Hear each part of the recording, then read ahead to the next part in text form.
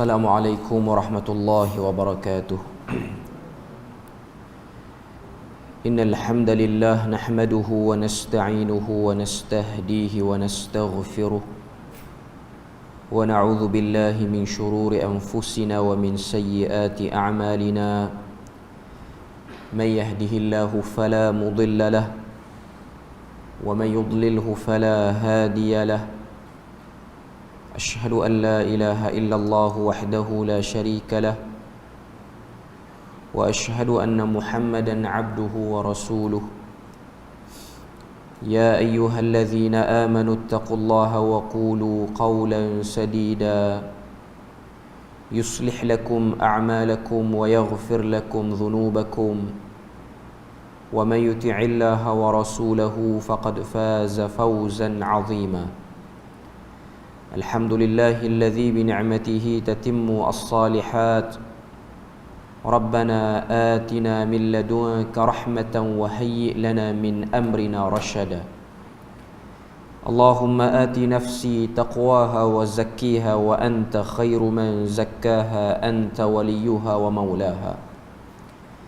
Alhamdulillah, syukur pada Allah Azza wa Jalla kerana dengan rahmat dan juga limpah kurnia yang Allah Ta'ala berikan dapat kita bersama-sama pada pagi ini, dan insya-Allah sambungan kita daripada da'awat al-anbiya atau rintihan para nabi, sambungan kita pada doa Nabi Ibrahim bahagian yang ke-6, muka surat 116. Ini bahagian yang terakhir bagi doa Nabi Ibrahim, dan antara nabi yang paling banyak dirakamkan doa-doanya dalam Al-Quran ni ialah Nabi Ibrahim alaihissalam, sehingga ada 6 bahagian.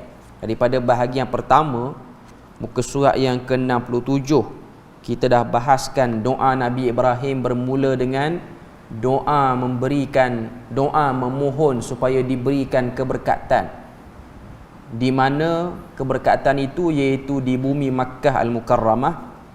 Sampailah hari ini kita akan bahas salah satu daripada doa Nabi Ibrahim yang Allah Ta'ala sebut dalam Al-Quran, ialah doa Nabi Ibrahim kepada ayahnya. Dan dalam Al-Quran Allah Ta'ala sebut nama ayah Nabi Ibrahim ni Azar.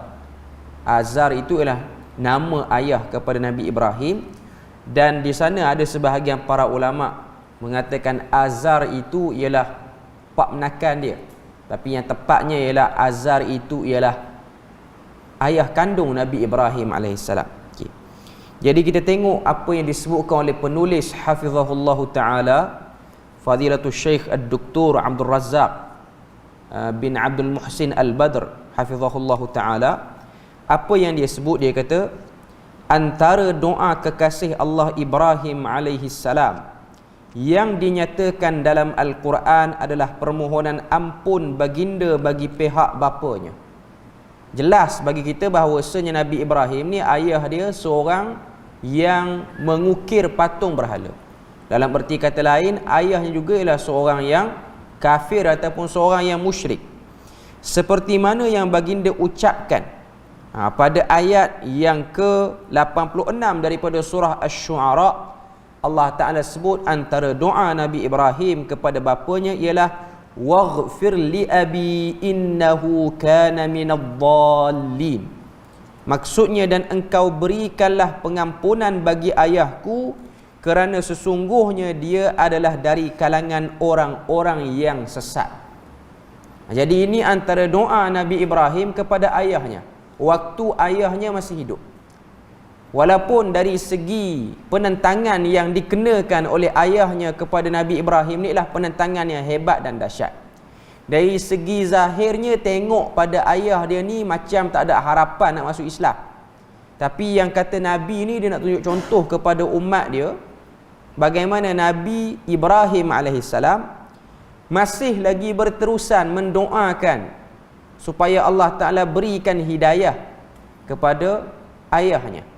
Dalam bahagian yang ke-6 ni kita akan tengok dalam isi kandungan dia, penulis dia bahas berkenaan dengan mendoakan orang kafir yang belum masuk Islam sewaktu hayat dia.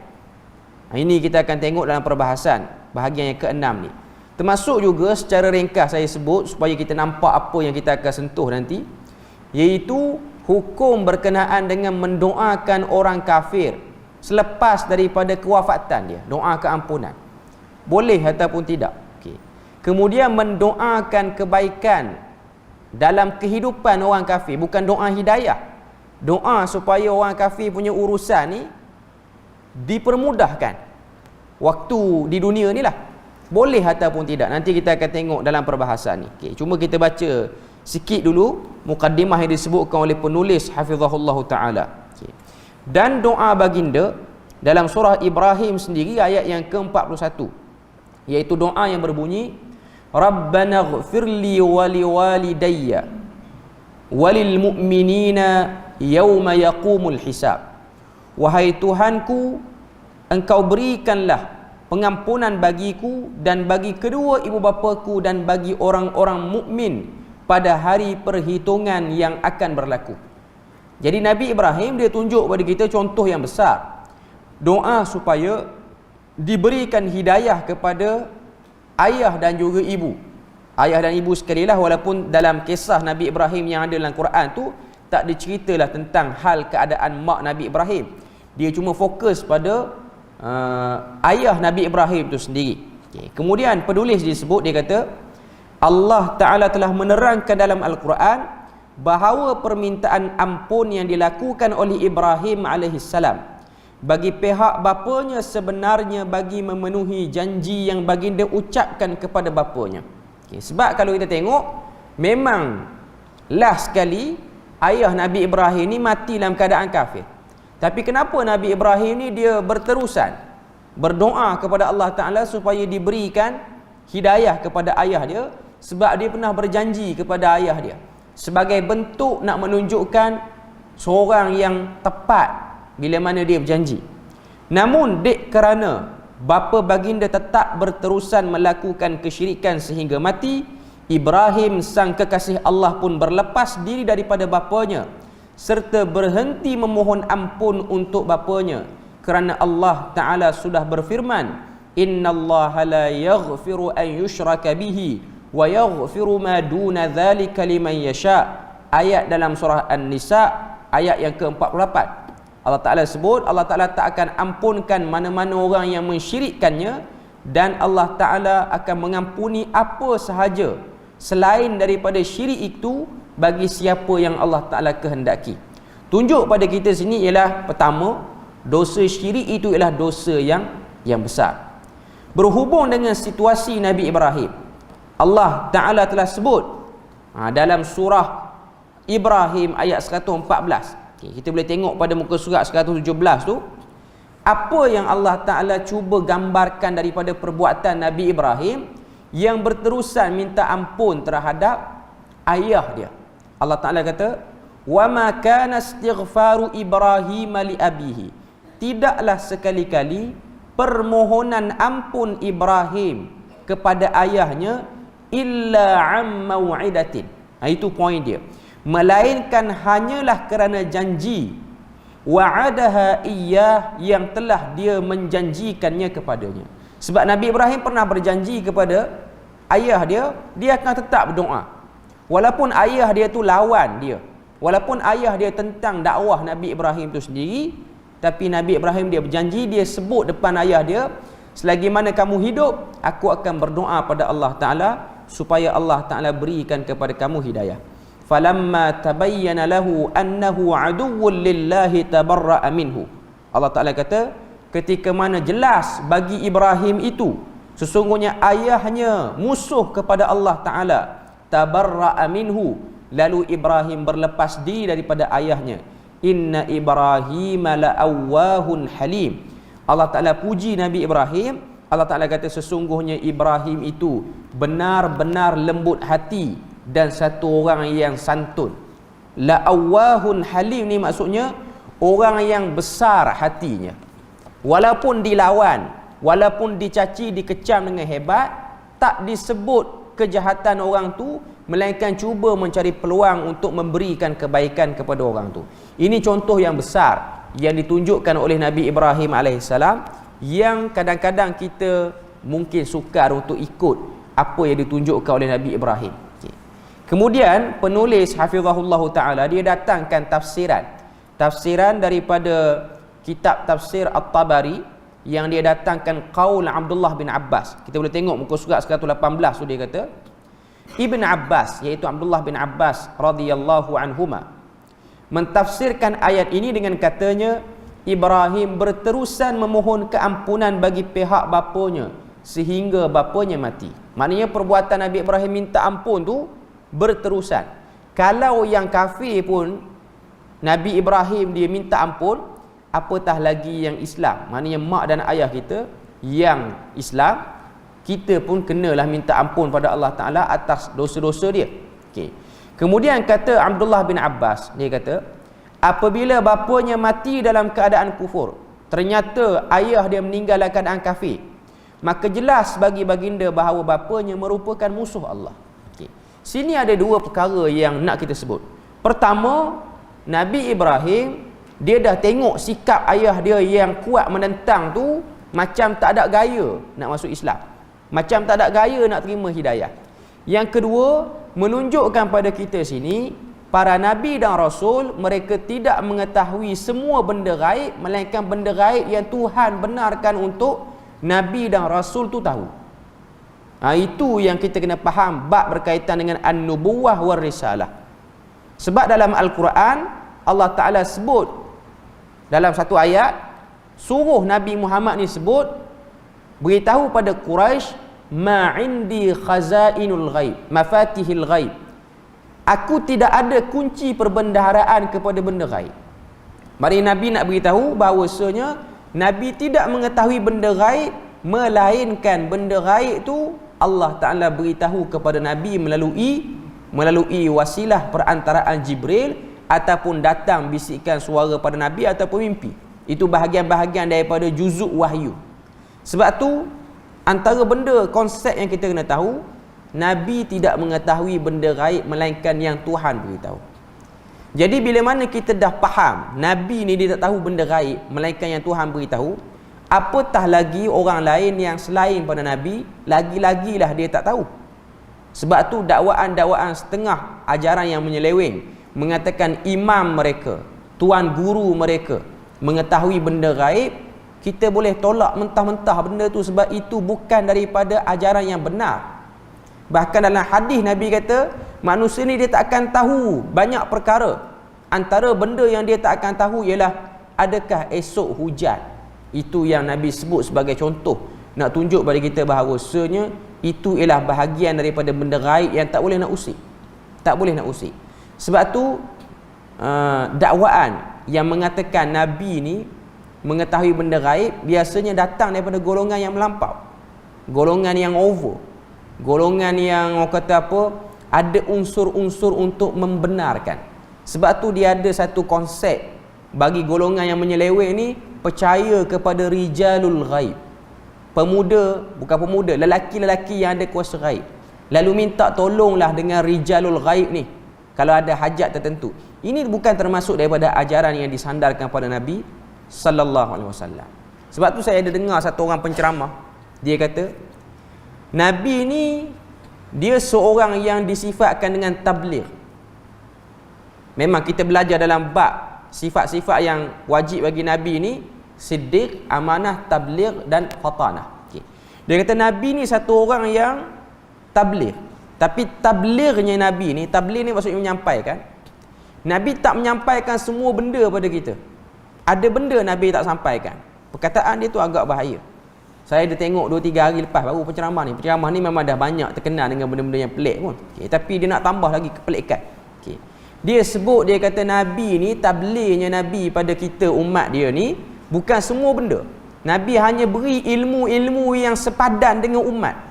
Ilmu-ilmu kenabian Nabi tak beri. Okay. Dia kena faham, Nabi tu pangkat, dia bukan ilmu. Nabi ni ialah pangkat. Nabi dan Rasul ni pangkat yang Tuhan beri. Dan bila mana satu orang tu dia dapat pangkat Nabi dan Rasul, apa kelebihan dia? Dia boleh berinteraksi dengan Allah Azza wa Jalla secara direct, macam Nabi Musa, seperti mana Tuhan sebut wa kallamallahu Musa taklima, ataupun dia boleh berinteraksi secara perantaraan, iaitu dengan perutusan Jibril alaihi salam ataupun malaikat-malaikat yang lain, dan juga dia mudah untuk dapat mimpi-mimpi yang saleh. Perkataan macam ni dia bahaya sebab dia bertentangan dengan ayat Quran. Allah Ta'ala sebut dalam surah Al-Ma'idah, al-yawma akmaltu lakum dinakum wa atmamtu alaikum ni'mati wa raditu lakumul Islam madina. Ayat ni ialah ayat yang terakhir turun daripada Al-Quran sewaktu Nabi SAW sedang menyampaikan khutbah terakhir pada Hajjatul Wada'. Dalam ayat tu Tuhan kata, al-yawma akmaltu lakum dinakum. Hari ini, iaitu hari wukuf di Padang Arafah pada waktu itu. Waktu tu Nabi berada di atas unta Nabi, disaksikan oleh 1,140,000 orang sahabat pada waktu tu. Nabi kata, al-yawma akmaltu lakum dinakum. Hari ini telah disempurnakan kepada kamu agama kamu. Orang yang belajar bahasa Arab dia akan tahu, perkataan kamal bermaksud satu benda tu dia dah elok, tak menerima penambahan. Sebab tu agama Islam dia dah elok, dia tak terima apa-apa penambahan yang datang selepas daripada Rasul terakhir, iaitu Nabi Muhammad. Kemudian kata Allah Ta'ala, al-yawma akmaltu lakum dinakum wa atmamtu alaikum ni'mati, dan kami sempurnakan kepada kamu nikmat kamu. Sempurna nikmat ni maksud dia apa? Nikmat itu dah elok dah, iaitu nikmat Islam dan iman. Cuma Allah Ta'ala akan tambah lagi nikmat-nikmat lain kepada umat akhir zaman dan umat-umat yang datang selepas pada kewafatan Nabi ni. Orang-orang yang datang selepas kewafatan Nabi ni. Contoh kita hari ni, fasiliti kita, zaman kita dengan zaman Nabi tak sama. Kita lebih senang, lebih mudah, lebih dibukakan nikmat berbanding orang terdahulu. Tapi nikmat yang kita dapat sama macam orang dulu ialah nikmat keimanan dan juga nikmat Islam itu. Cuma bahan dalam agama dia tak akan bertambah dah, dan dia tak akan berkurang, sebab itu ialah benda yang tetap. Jadi kata-kata yang kata, orang yang kata Nabi ni dia hanya sampaikan benda yang sesuai untuk umat, maknanya situ Nabi tidak tabligh dan dia akan berlawanan dengan amanah sifat yang seterusnya. Maknanya Nabi ni dia tidak menyampaikan semua, sebab kerja Nabi ni dia kena sampaikan semua. Alasan dia kata ada ilmu-ilmu yang Nabi ni tak beritahu pada orang, iaitu ilmu nak tahu orang tu ahli syurga ataupun tak. Sebenarnya Nabi kalau dia kata satu orang tu ahli syurga, dia bukan ilmu kira-kira ataupun ada ayat tertentu, ada salat tertentu yang Nabi kena buat sehingga Nabi dinampakkan siapa ahli syurga. Hadis riwayat Tirmizi, bila mana Nabi kata inna Abu Bakrin fil jannah wa Umarun fil jannah wa Uthman fil jannah wa Aliun fil jannah wa Sa'ad bin Abi Waqqas fil jannah wa Zaid, dan sekian-sekian lah Nabi sebut, wa Sa'ad, Sa'id, apa semua tu, 10 orang yang dalam syurga tu. Nabi sebut tu sebab Jibril mari bisik pada Nabi, ni nama-nama 10 orang yang dijamin syurga. Ini nama-nama 10 orang yang dijamin syurga. Bukanlah Jibril mari beritahu, wahai Muhammad, kalau kamu nak tengok orang ni ahli syurga tak ahli syurga, ada satu amalan khusus, tapi tak boleh bagi pada umat, ini untuk kamu je. Dia faham macam tu. Sebenarnya benda tu salah, tak macam tu. Nabi kalau dia kata pada orang yang ahli syurga, itu sebab wahyu. Itu sebab wahyu, datang Jibril. Sebab tu wahyu ada dua. Satu wahyu matlu, wahyu yang dibaca, iaitu Quran. Satu lagi wahyu yang ghairul matlu, dia berbentuk maklumat yang dijadikan yang ada dalam hadis. Wahyu yang dibaca ni ialah wahyu yang jadi ayat Quran ni lah. Wahyu yang kita baca, kita dapat pahala baca dia, iaitu baca Quran. Baca hadis dia tak dapat pahala, dia dapat pahala dalam bentuk lain. Baca Quran ni walaupun tak faham makna, walaupun tak tahu apa maksud dia, dah dapat pahala dah. Sebut satu huruf daripada Quran dapat pahala. Baca hadis tak dapat pahala sehingga kita faham maksud hadis tu, sehingga kita amal apa yang ada dalam hadis tu. Okey. Jadi itu konsep yang kita kena tahu supaya dia tak menjadi kesamaran ataupun syubuhat dalam memahami konsep kenabian. Jadi Nabi Ibrahim dia tak tahu ayah dia ni ahli neraka. Dengan sangka baik dia, dengan sebab dia dah berjanji pada ayah dia, aku akan doa pada kamu, maka dia akan terus berdoa sehingga dia tengok ayah dia dah meninggal dalam keadaan kafir, baru dia stop doa. Kemudian kita tengok apa yang disebutkan oleh penulis pada muka surat 118. Dia kata perenggan yang kedua, Imam Ad-Dhahhak rahimahullah menyebutkan Nabi Ibrahim alaihissalam sentiasa berharap agar bapanya beriman sepanjang hayat bapanya. Apabila bapanya mati atas kesyirikan, baginda berlepas diri daripada bapanya. Allah telah melarang orang beriman daripada memohon keampunan bagi pihak orang-orang musyrik sebagai peneladanan bagi situasi Nabi Ibrahim alaihissalam berkaitan perkara ini. Allah memerintahkan mereka untuk meneladani Ibrahim dan dalam berpegang teguh dengan tauhid serta berlepas diri daripada kesyirikan dan ahlinya. Jadi dengan sebab Nabi Ibrahim dia tunjuk pada kita, lepas pada ayah dia meninggal, dia tak doa dah keampunan pada ayah dia, menjadi contoh kepada kita, kepada Nabi Muhammad juga kepada kita umat Nabi Muhammad. Sebab kita dengan Nabi Ibrahim ini cukup rapat. Sebab tu dalam salat kita duk sebut nama Nabi Ibrahim dalam tahiyat kita ni. Bila mana kita dengar satu orang kafir mati, tidak ada ucapan keampunan ataupun ucapan-ucapan yang bersifat memberi harapan baik pada orang kafir. Okey. Sebab tu dia ada keluar satu hukum dan satu fatwa khusus dalam bab ni, hukum menyebutkan rest in peace bagi orang kafir. Pernah bincang dulu. Kan bila mana mati orang kafir tertentu, dia yang jadi terkeluarnya hukum fatwa ni dengan sebab ada satu orang artis barat dia mati. Bila mana dia mati, orang-orang Malaysia ni duk buat status. Islam lah yang duk buat status ni. Rest in peace, RIP. R.I.P. Okay. Perkataan itu bermaksud semoga kamu berehat dalam kedamaian. Dia dah kafir, dia tak akan berehat dalam damai pun. Akidah kita bila mana dia dah kafir, maka jelasnya dia akan dimasukkan dalam neraka. Jadi kita tak sebut apa-apa ucapan pun kepada orang kafir ni. Tapi bukanlah maknanya kita pergi sebut dekat dia, kamu ni dah kena neraka dah, ayah kamu yang baru meninggal semalam. Kita tak diajar sebut macam tu. Sebut macam tu jadi lain macam pula. Bila mana kita dengar kawan-kawan ni yang bukan Islam, dia meninggal ataupun mak ayah dia meninggal, kita tak sebut apa-apa. Kita tak sebut apa-apa. Takziah pun kita tak sebut. Setakat nak pergi ziarah untuk silaturahim tu okey, tapi elakkanlah sebut apa-apa pun. Sebab takut termasuk daripada perbuatan yang tidak ditunjukkan oleh Nabi. Dia sama macam hukum mengucapkan selamat bagi perayaan-perayaan agama lain yang khusus.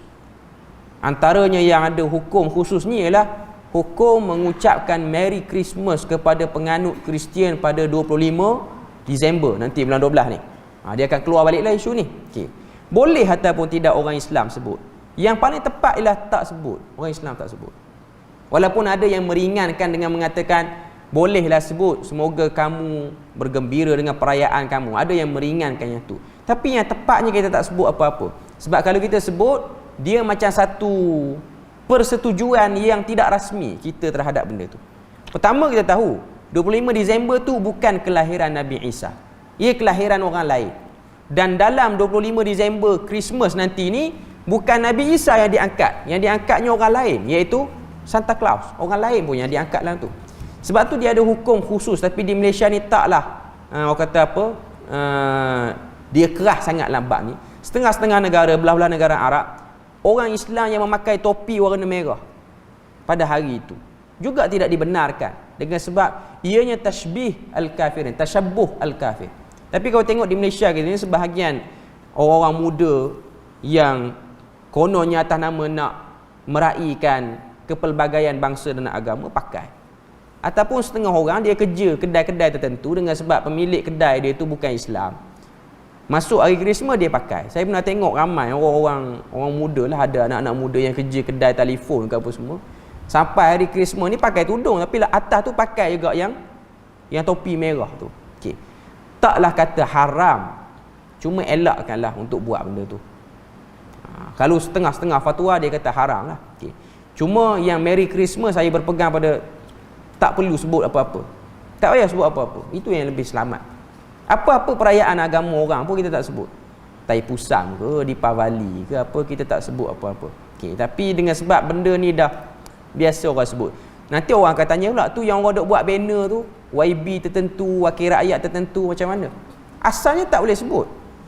Kalau dia seorang yang Islam, dia tak sebut benda tu. Tapi dengan sebab, yalah sebab dia banyak isu, dia nak tarik hati orang, nak suruh nampak kita tu orang yang bermasyarakat dengan orang, tapi asalnya tak perlu sebut benda tu. Sebab ini ialah bab yang kita kena tahu bahawasanya agama memang dia bertoleransi dengan agama lain. Islam dia toleransi dengan agama lain. Tapi bila mana Islam sudah dominan dan pemerintah itu pula adalah seorang yang Islam, dia kena ada satu stand dalam bab menjaga sensitiviti agama. Sebab tu Umar Al-Khattab, zaman dia jadi khalifah, dia bagi orang Kristian duduk di Palestin waktu dia dah buka kota Palestin. Tapi dia letak beberapa syarat. Antara syarat yang diletakkan oleh Umar Al-Khattab, kamu boleh beribadah dalam gereja kamu, yang Yahudi boleh duduk dalam sinagog kamu, boleh duduk. Cuma Umar minta bunyi loceng gereja tidak dimainkan. Dan juga bunyi serunai yang Yahudi ni dia tiup pakai serunai itulah. Okey. Tidak dilaungkan. Okay. Kamu boleh amal tapi kamu tak buat. Okay. Dan benda ni bila mana orang kata apa? Bila mana ada sebahagian pemimpin yang sedar dia nak buat, tiba-tiba adalah sebahagian orang yang orang kata apa, agak terbuka, dia kata over lah buat macam ni. Bagilah dia orang buat, tak ada apa masalah pun. Okay. Sebenarnya kalau kita tengok di negara-negara lain yang bukan Islam, negara-negara yang bukan Islam, saya bagi contoh Singapura, pemimpin dia confirm bukan Islam, walaupun dia orang boleh bercakap bahasa Melayu. Okay. Waktu orang kata apa, perayaan Tai Pusang ni, kerajaan dia tak benarkan upacara memecahkan kelapa di jalan ni. Kerajaan dia tak benar. Beza dengan kita di Malaysia dibenar. Bahkan dihantar polis lagi untuk escort. Ni bukan nak sentuh isu agama. Okay. Cuma kalau dia sedar, okay, yang tak buat tu tak belajar pun akidah Islam, bahkan bukan orang Islam pun, tapi dia tahu itu ialah bab dia tak nak buat. Dia sekat, dia tak nak buat. Okay.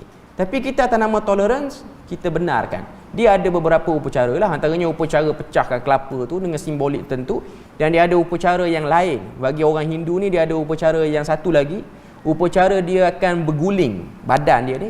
Dia ada satu kuil di pahang, dia akan berguling panjang lah. Kalau di India dia buat di Kashmir benda ni, bulan 9 ataupun bulan 8, dia ada satu upacara, dia percaya ada satu gunung di Kashmir ni, situ ialah akan menjelmanya Dewa Siva di situ. Jadi dia orang akan buat satu upacara, dia orang akan terjun daripada atas bukit tu ke bawah. Okay. Darah keluar banyak lah. Okay. Dan dia orang rasa itulah satu perbuatan yang suci, boleh hapuskan dosa. Bahkan ada orang mati pun kerana benda tu. Okay. Dan dia ganggu jugalah bagi orang-orang Islam di Kashmir. Cuma nak katanya, Islam kalau dia dah dapat kedudukan untuk dia pegang urusan negara tu, dia dah jadi pemimpin yang sah, dia ada hak untuk blok benda ni. Dan orang agama tu dia tak boleh nak petikai, sebab dia kena sedar tentang hukum asalnya. Islam dia benarkan orang tu nak amal agama apa, fahaman apa pun, kalau dia tak nak terima Islam. Cuma satunya, syiar agama dia tidak dibenarkan untuk dilakukan. Itu yang dibahaskan dalam kitab-kitab fiqh. Sebab berdasarkan perbuatan Umar Al-Khattab, Umar tak larang orang Kristian. Bahkan Umar tunjukkan benda yang lebih terbuka lagi, iaitu Umar berwuduk dalam gereja. Benda tu Ali bin Abi Talib ni dia pernah petikai. Bila mana Umar sampai ke Palestin, Umar nak ambil air sembahyang, tak ada air. Sehinggalah paderi kata dalam gereja ada air. Dia masuk dalam gereja, dia ambil wuduk, dia salat di luar gereja, dia tak salat dalam. Jadi Ali bin Abi Talib kata, wahai Amirul Mukminin, ajaban li amrika, ajaib benda yang kamu buat ni. Semayang luar gereja, tapi ambil semayang dalam gereja. Umar kata, kalau nak bersuci, tak perlu tengok tempat mana, tengok tempat tu bersih atau tidak. Umar kata, tapi kalau nak beribadah Islam, tengok maslahah. Kalau aku sebagai pemimpin, aku semayang dalam gereja, lepas pada ni orang yang dipimpin lepas pada aku, dia orang akan lebih lagi daripada tu. Jadi Umar dia jaga awal-awal. Sebab tu tuan-tuan kena ingat, sekarang ni di UAE, di Dubai, dia ada satu gerakan dia panggil Millah Ibrahim ataupun Abraham apa, saya tak pasti. Gerakan ni orang-orang Islam lah ke?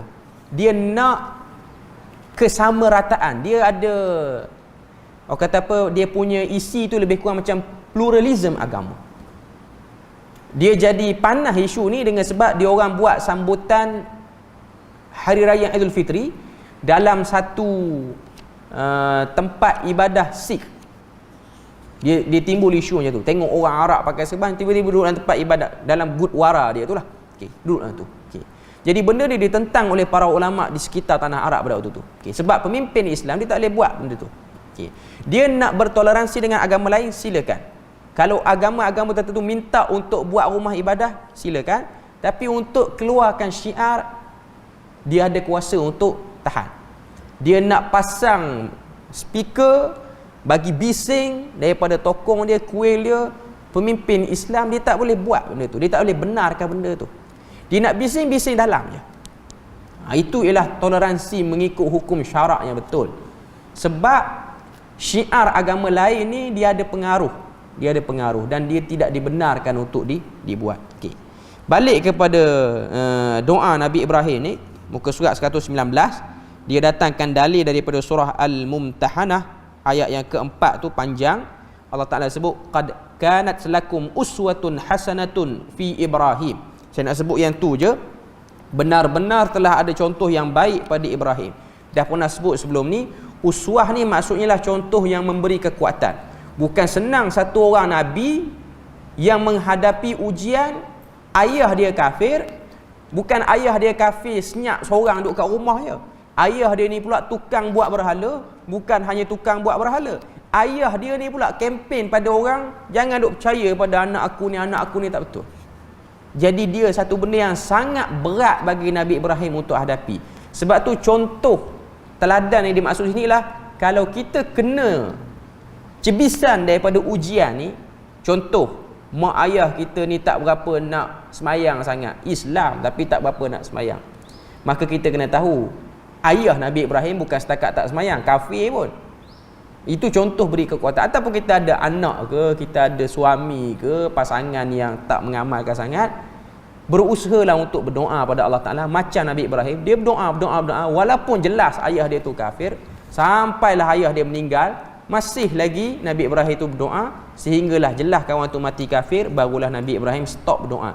Cuma poin dia sini nak beritahu, jangan berhenti berdoa. Walaupun kamu tu rasa diri kamu ni macam doa tu mustajab, jangan berhenti berdoa, jangan bosan berdoa. Itu poin dia. Okay.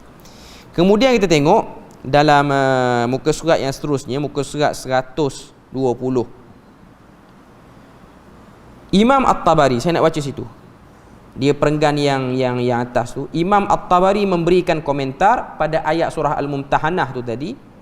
Allah menyuruh orang-orang beriman mengikuti Nabi Ibrahim dan pengikutnya yang beriman pada konteks memisahkan diri dari golongan kafir dan memusuhi mereka. Tetapi tidak perlu contohi janji Ibrahim kepada bapaknya. Okay, maknanya kita kena ikut macam Nabi Ibrahim. Kita ni jauhkan diri pada orang kafir. Jauhkan diri pada orang kafir ni maksud dia apa? Tak berkawan ke dengan orang kafir? Bukan. Kita menjauhkan diri daripada isu-isu akidah dia. Kita tak join sekali. Sebab tu sekarang ni kalau kita tengok, saya ada baru dapat satu buku, ada satu kawan hantar daripada Saudi. Buku ni menarik. Buku ni ditulis dalam bahasa Arab, tapi dia kaji tentang ilhad ruhi. Ilhad ruhi ni maksud dia apa? Atheism yang berlaku secara dalaman. Ilhad ni ialah atheist ataupun pengingkaran kepada Tuhan. Tapi buku tu dia fokus kepada amalan-amalan yang belah Asia ni. Sebab dia ada buat kajian khusus lah, ada satu orang doktor daripada universiti di Saudi ni. Okay. Beberapa amalan-amalan yang diamalkan oleh orang Islam di Asia ni atas nama toleransi, antaranya yoga. Walaupun JAKIM dah keluar lama dah tentang orang kata apa, fatwa tentang yoga ni. Yoga ni senaman yang ada dalam India punya, Hindu punya lah. Kalau kita nak bersenam saja, bersenam ikut gerakan dia okey. Okay. Tapi dalam yoga ni dia ada beberapa benda yang kita nak kena buat, macam kena sebut mantra tu baru boleh start bersenam. Okay. Antaranya mantra ni jangan duk sebut tak ketahuan hala, pakai sebut je. Dia ialah satu kalimah besar bagi orang Hindu. Tu lah macam yang kita tengok cerita Hindustan tu, yang waktu dia masuk kuil apa semua tu, itu ialah kalimah. Orang kata apa, kalau macam kita baca doa kan, hamdalah ni macam baru nak start doa, dia seru dewa-dewa yang tertentu. Dan Memang digunakan benda ni sebagai sebahagian pada mantra sihir ataupun mantra-mantra dia orang untuk berubat apa semualah. Okey. Itu ada benda yang orang kata apa, benda yang mengarut lah dalam tu. Jadi kita nak yoga, nak bersenam, nak apa ni pun, dia ada konsep tu yang kita kena berhati-hati. Jakim dah lama dah fatwa tentang ni. Cuma kadang-kadang orang kita ni dia tak ambil endah sangat, dia orang buat juga. Nak bersenam sila, tapi kena tengok juga senaman itu ada unsur-unsur ilhad ruhi ataupun tidak. Saya tak pasti istilah dalam bahasa Melayu dia apa dia, tapi dalam bahasa Arab disebut yang tu lah. Kalau dia ada sebut mantra tu, kita tak ikut lah. Okay. Cuma sekarang ni dia tak fokus kepada senaman dah, dia fokus kepada kaedah lain, tapi dia selaputi dengan Islam. Antara benda yang hangat sekarang ni ialah New Age Movement. Ni yang paling terkenal lah. Geng-geng yang buat bisnes, yang ada seminar besar-besar ni, dia ada duk buat benda ni. Kena niat nak dapat duit apa semua. Saya tak berapa tahu sangat. Cuma yang saya baca secara detail sikit ialah satu kata apa, ritual, nama dia ritual Garpu Tala. Garpu Tala ni daripada Hindu, tapi yang angkat ni ialah satu orang Islam, Muslim di Indonesia. Cuma di Malaysia kita ni ada seorang pakar motivasi, prof pun. Tapi dia bukan pakar dalam Islam lah, dia pakar perubatan asalnya. Tapi dia duk promote Garpu Tala ni. Okay, Garpu Tala ni saya duk tengok ada satu sebahagian orang duk share di TikTok ni. Garpu Tala ni, kalaulah kita ada masalah, contoh nak kahwin, tak pasti pasangan ni okey ke tak. Okay. Jadi dia ada upacara dia. Upacara dia apa dia? Pegang Quran, ambil satu mushaf ni. Sebelum nak buat apa-apa pada mushaf tu, kena baca Fatihah, sedekah pada Nabi, sedekah pada sekian. Adalah amalan dia tu. Ngarut lah hakikatnya pun. Okay. Lepas tu pejam mata, buka Quran mana-mana, tengok. Huruf pertama pada muka surat tu, dia start dengan huruf apa. Kalau huruf ni, itu petanda elok. Kalau huruf ni petanda tak elok. Dia lebih kepada ilmu abjad. Okay. Ataupun dalam bomoh dia panggil ilmu raksi. Benda ni. Dulu orang-orang bomoh-bomoh yang tak betul ni lah. Okay. Bila mana nak kahwin, dia akan padankan nama pengantin perempuan, pengantin lelaki ikut abjad Arab, tapi dia ada perkiraan dalam ilmu abjad. Benda ni dah ada pada zaman Abdullah bin Abbas lagi. Abdullah bin Abbas dia pernah sebut, man ta'athara bi abjad. Siapa-siapa yang terkesan minat dengan ilmu ni, fala khalaqalah, tidak ada bahagian kebaikan pada dia. Maknanya tidak ada pahala, benda tu tak betul. Ilmu abjad ni dia datang juga daripada Mesir purba. Sebab tu kalau kita tengok orang-orang yang pergi Mesir kan, orang yang pergi ziarah Mesir ni, di Mesir ni biasanya kalau orang yang ambil package umrah apa semua ni, kita akan pergilah Sungai Nil ni. Pergi Sungai Nil. Tepi-tepi Sungai Nil ni dia ada satu pokok, nama dia pokok papyrus, yang orang buat kertas tu. Orang pergi ke Mesir ni biasanya orang belilah khat atas pokok papyrus tu. Pokok papyrus ni ialah pokok yang digunakan untuk buat kertas. Tapi pada zaman Nabi Musa, zaman Fir'aun ni, kertas tu dijadikan sebagai bahan untuk tulis mantra-mantra ataupun azimat-azimat tangkal. Sebab tu setengah-setengah bomoh daripada Jawa mana-mana ni, Indonesia ni, dia orang beli pokok papyrus banyak untuk buat kertas. Lepas tu dia akan buat tangkal, gantung dekat kereta ke dekat rumah apa semua. Sebab dengan daun tu dia lebih kau lagi, berbanding guna kertas biasa ataupun kain biasa. Itu ialah, dan dalam kepercayaan sihir Mesir purba ni, dia ada abjad itu, ilmu abjad. Tapi yang dahsyatnya, yang Garpu Tala ni dia guna Quran. Dia tak baca ayat tu, dia duk pakai huruf dalam muka surat Quran tu. Tengok ayat pertama apa, masaluhum kamasalladzi stauqada nara. Mim itu huruf okey ke huruf tak okey, huruf yang bagi tuah ke tak bagi tuah. Maka kalau pejam mata buka, lepas tu adalah kena niat nama pasangan, buka-buka tu huruf-huruf yang sial, maka tak kahwin lah kawan tu. Percaya. Tapi guna Quran, dia tak guna buku Hindu apa semua. Itu yang dahsyat. Ini yang baru. Dia ada macam-macam step-step dia lah. Saya tak pasti di peringkat fatwa kita tak keluar apa-apa lagi, di Perlis tak keluar apa-apa. Di Jakim mungkin dah ada perbincangan sedikit sebanyak tentang perkara ni. Cuma nak kata, yang kata nak sesat, nak syirik ni, sekarang ni punya dahsyat, dia tak suruh kita masuk kuil lah. Dia suruh kita syirik dengan Quran je. Syirik dengan Al-Quran sahaja. Jadi ini benda yang sangat bahaya. Sebelum ni kita dah bahaskan doa Nabi Ibrahim. Antara doa Nabi Ibrahim ni, wajnubni wa baniya an na'budal asnam. Jauhkanlah diri aku dan keturunan aku daripada sembah berhala.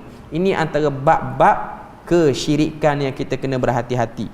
Makin dekat akhir zaman ni makin kena banyak berdoa supaya selamat daripada syirik. Sebab sekarang ni orang nak bagi macam-macam petua yang macam-macam lah. Saya duk tengok sebab apa dia jadi macam tu. Sebab orang dia minat pada amalan ni, zaman manusia ni dia berubah. Dia berubah sebab apa? Dulu orang tak percaya pada petua-petua ni sebab orang dah nak kepada kemodenan. Bila mana dah moden, dah masuk zaman milenium, tahun 2000 dah masuk, orang jadi letih dengan kemodenan sebab komitmen makin banyak. Nak kena bayar tu, nak kena bayar ni, kerja banyak bertimbun, banyak benda birokrasi yang kena hadapi, dia orang jadi letih. Jadi sekarang ni kita tengok manusia dia macam nak keluar dah daripada benda-benda yang meletihkan ni. Dan dia orang nak cari jalan dengan menyertai diri dalam agama, letakkan diri sebagai penganut agama tertentu.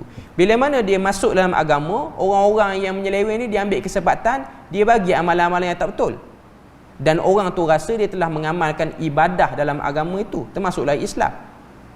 Sebenarnya dia cuma diambil kesempatan dan tujuan dia untuk cari keuntungan. Benda ni dah pernah berlaku di zaman-zaman awal dulu, bahkan pernah berlaku di Eropah, pertembungan antara konservatif dan sekian-sekian. Cuma nak kata dia nak berulang balik di Malaysia ni sebab orang nak belajar dia malas. Jadi dia duk carilah amalan-amalan pelik yang nampak macam Quran sikit, tapi sebenarnya tak pun. Jadi ini benda yang kita kena tahu dan kita kena sedar. Nak dapat hidayah ni dia kena belajar. Macam mana para sahabat dia orang belajar. Sahabat dia tak pergi cari petua. Sahabat ni dia pergi cari kefahaman terhadap wahyu. Itu yang betul. Sebab tu zaman sahabat, kata Abdullah bin Abbas, kami pada zaman Nabi hidup ni, kami tak bincang yang mana halal, yang mana haram. Kami cuma kenal pada Nabi ni yang mana Tuhan suruh, yang mana Tuhan larang. Yang kemudian ni dia baru bahas. Yang ni wajib, yang ni harus, yang ni makruh. Zaman-zaman mutaakhir ni je. Zaman awal dulu dia orang belajar betul-betul wahyu ni, dia orang hanya nampak yang Tuhan suruh, Tuhan larang. Walaupun yang Tuhan larang tu makruh, tapi sebahagian sahabat dia mengelak dia untuk tak buat langsung. Beza dengan kita hari ni, bila mana kita tahu benda tu makruh, kita nampak macam makruh, bukan haram pun. Ada yang duk buat lagi. Itu kita boleh tengok perbandingan zaman. Tu kadang-kadang manusia dia jadi nak kepada perubahan tu, dia nak cepat, akhirnya dia tersasar. Kemudian dalam buku kita ni dia ada bahas apa benda lagi. Dia bahas, dia datangkan contoh macam mana Nabi Muhammad berdakwah pada pak nakan dia Abu Talib. Tadi dah cerita Nabi Ibrahim dengan ayah dia, sekarang cerita tentang Nabi Muhammad dan pak nakan dia. Saya ringkaskan cerita, kita tak baca semualah. Okey, ringkaskan cerita sini bahawasanya Nabi ni dia still minta pada Tuhan supaya pak nakan dia ni Abu Talib ni masuk Islam. Sehinggalah kita boleh tengok pada muka surat 121 tu dia sebut, ya ammun qul la ilaha illallah kalimatun uhajulaka biha indallah.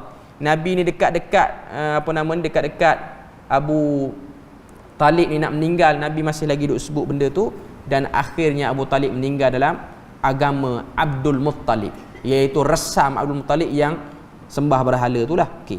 Kemudian sikit lagi saya nak sebut, yang ni kita boleh tengok pada muka surat 124. Muka surat 124.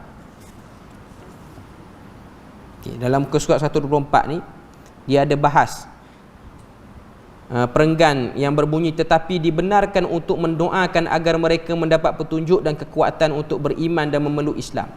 Maknanya bagi orang kafir ni, kita boleh doakan mereka dapat hidayah. Berdasarkan satu hadis yang dibawa situ riwayat Bukhari, bagaimana Nabi telah mendoakan suku Daus. Ada satu orang sahabat nama dia Tufail bin Amr ad-Dausi. Dia datang daripada suku Daus. Ramai sangat kaum dia ni menentang Nabi, sehingga Nabi pun berdoa pada kaum tu, Allahumma hdi Dausan wa'ti bihim. Ya Allah, beri hidayah kepada suku Daus dan datangkanlah mereka ke Madinah. Datangkanlah mereka ke Madinah. Sama juga dengan doa Nabi bila mana Nabi ni ditentang dakwah dia oleh orang-orang Bani Thaqif di Taif, Nabi kata Allahumma hdi Thaqifan, ya Allah beri hidayah kepada Bani Thaqif. Okay. Kemudian contoh yang lain yang dibawa sini iaitu mak kepada Abu Hurairah. Abu Hurairah ni dia akhir-akhir dah, dekat-dekat Nabi nak wafat baru masuk Islam. Dia ni usaha nak suruh mak dia masuk Islam, sehinggalah dia minta pada Nabi, ya Rasulullah doakanlah pada mak aku supaya masuk Islam. Lalu Nabi pun kata Allahumma hdi umma Abi Hurairah, ya Allah berilah hidayah kepada mak Abu Hurairah. Okay. Kemudian satu lagi yang kalau kita tengok ada dalam buku kita ni, tapi saya tak pasti duduk kat mana, tapi saya bacalah dalam bahagian ni, iaitu kita boleh berdoa kepada orang kafir untuk memberi kebaikan keadaan mereka. Ada satu hadis iaitu orang-orang Yahudi daripada Mudar, Yahudi daripada suku Mudar, mereka ni mengadu pada Nabi, kami ni kemarau panjang sangat. Dia orang bukan nak masuk Islam, mari jumpa Nabi, ya Rasulullah. Ni ada pada muka surat 125 bawah tu dia sebut, demikian juga dibenarkan untuk mendoakan kebaikan rezeki bagi orang musyrik demi melembutkan hati mereka. Okey, iaitu Nabi diminta untuk mendoakan agar Allah menurunkan hujan bagi Yahudi suku Mudar. Dia orang datang bukan nak minta doa supayalah hati lembut. Dia orang datang cuma nak beritahu kami ni tak hujan lama. Dia orang tu kafir, tak hujan lama. Jadi mintalah kepada kamu wahai Muhammad, doa kepada kami supaya turun hujan. Dia bukan minta supaya dapat hidayah. Akhirnya Nabi pun doa kepada Yahudi ni tempat dia orang supaya hujan, dan akhirnya hujan turun. Okey. Jadi kita boleh nak doakan kebaikan, semoga diberikan kemudahan urusan kepada kamu. Mana orang kafir dia susah, kawan-kawan kita yang bukan Islam dia susah, boleh doa supaya Allah Ta'ala bukakan rezeki pada dia. Tapi jangan doa untuk keberkatan berhala dia pula. Maknanya kalau dia datang minta doa lah sikit, kami ni baru nak pacak tiang, nak buat kuil baru, boleh tolong imam doa sikit? Tak perlu, yang tu tak perlu. Kalau doa dia sakit, kalau dia datang, saya ada kawan-kawan di KL ni, KL ni ramai lah non-Muslim. Dia datang sebab orang kita kan sebahagiannya kalau anak ada gangguan apa-apa ni bawa pergi jumpa ustaz sikit. Cuma kawan saya ni dia jiran dia tu dia Hindu lah, keluarga Hindu. Dia minta kepada kawan saya ni di imam di KL tu untuk ruqyah anak dia Hindu ni. Ruqyah. Boleh dia kata ustaz tolong ruqyah sikit anak dia. Anak dia kena kacau. Maknanya baca mantra yang Tok Sami dia tak makan. Okey. Jadi ruqyah lah dalam ikut cara Islam. Jadi kebah elok lah. Okay.